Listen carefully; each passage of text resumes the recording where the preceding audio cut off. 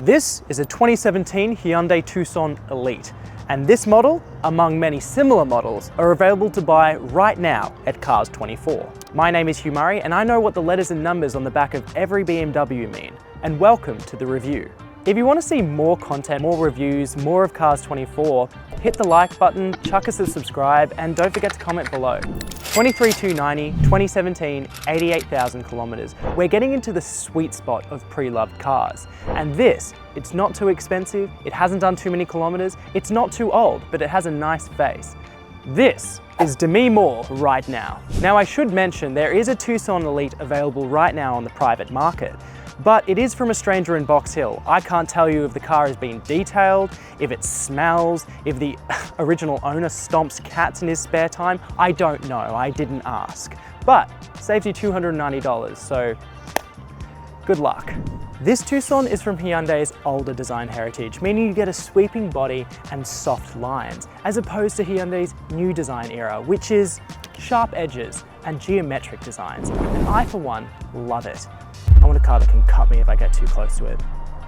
This specific model comes with LED headlights, rain-sensing wipers, off-road cladding, chrome side handles, chrome window, and a chrome grille. It also has some nifty features like 1600 kilo tow bar and a bull bar with a collapsed sun at the front. When the Tucson came out in 2017 in a sea of SUVs, it wasn't the prettiest horse in the stable. But now that it's been a bit of time, you can actually start to appreciate how it's holding its looks. And I think that is the intention of the Audi designer who gave us the Tucson. Now I should mention there are two imperfections of this car listed. There's a small chip on the front windscreen at the very lower part, and there's also a scratch on the rear. It's on the bottom right. Oh yeah. Now on top of these 17-inch metallicized wheels, you do get a sweet and simple body kit. You've got really good plastics underneath for off-roading, and you also get flecks of black and chrome, which kind of subdue the large body. And I'll remember that trick next time I go to Christmas dinner. The Tucson isn't a luxury SUV, but it's not a budget option either. You get some pretty premium features in the cabin. You've got leather seating, a 6-way electric driver's seat. You've also got plenty of cabin storage and some silver and black trim that'll be easy to maintain and keep clean. And then you've got cabin storage as well, as I mentioned. You've got a sunglass holder, plenty of storage on the sides, as well as the center console too. This car has done 88,000 kilometers, and yet it is exceptionally clean. When I first got in here, I was amazed. It's almost brand new. I mean, yes, there's a little bit of wear on the gear knob and the steering wheel. I had to look hard for that, but since it's been detailed, most of the scratch marks have actually gone. And I will say it's a nice cabin to be in, but my one issue is that every time I do come in, I see this lovely little sticker called high rollover risk. I bought an SUV. I don't need to be reminded that it's a high rollover risk. I know, every SUV has that risk, okay? That's why I really drive a hatch, but hey, you need an SUV, it's a pretty good one. The rear passengers can be adults because this car has some generous legroom. These backseat drivers won't get electric chargers, but they will get some rear air vents, a center console, leather, and netted storage, as well as the back of my hand if they don't stop telling me how to parallel park. Thankfully, I won't be too stressed driving this around because the word that comes to mind being in this cabin is easy. It's a relaxing place to be. Everything is where you need it to be.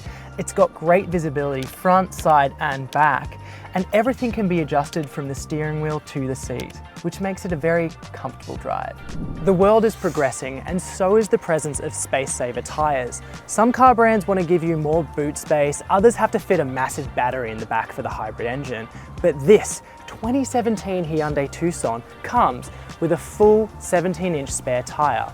And you may wonder to yourself, why do I need it? But you won't be wondering that when you're stuck in the middle of nowhere with a flat on one of your road trips. The boot itself has 488 litres of storage, and this is actually more than a Mazda CX-5, a Kia Sportage, or a Nissan Qashqai from the same year. And when you fold the seats all the way down, flat, you double that and then some.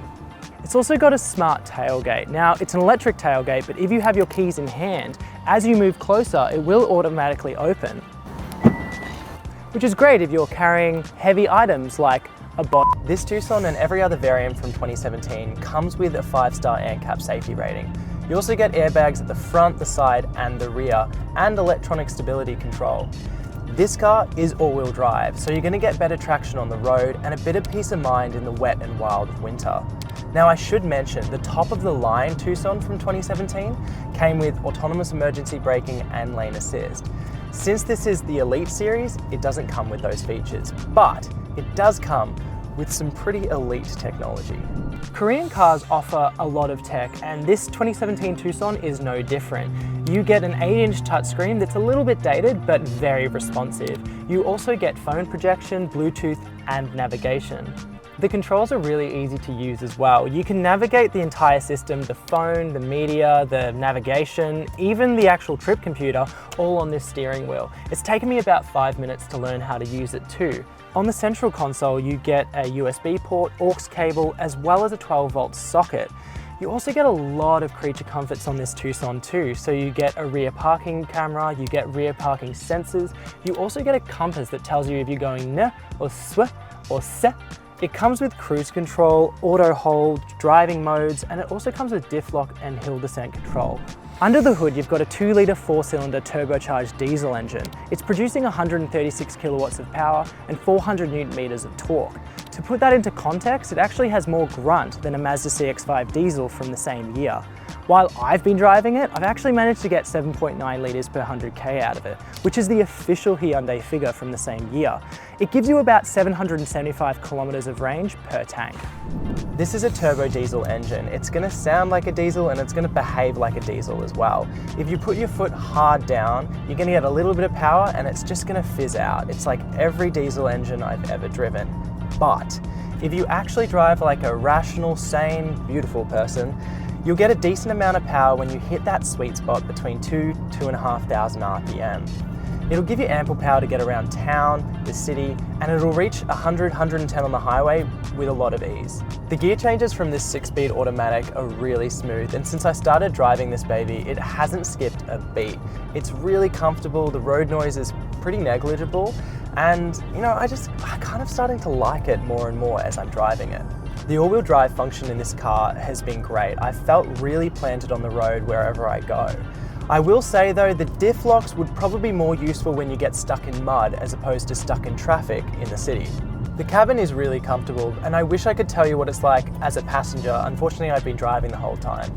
Actually, Brandon, what do you reckon? Back is super nice. I love the fact that I've got my own air vents. The leather has a really, really nice luxury feel. Yeah. And super spacious back here. Okay, sweet. Yeah, thanks for telling us, mate. I think the viewers are really going to like it. Yeah, no worries. Can we stop for that bathroom soon? Can't do it. The 2017 Hyundai Tucson was Australia's best-selling SUV. It was hailed as a car that could do anything, and this absolutely can.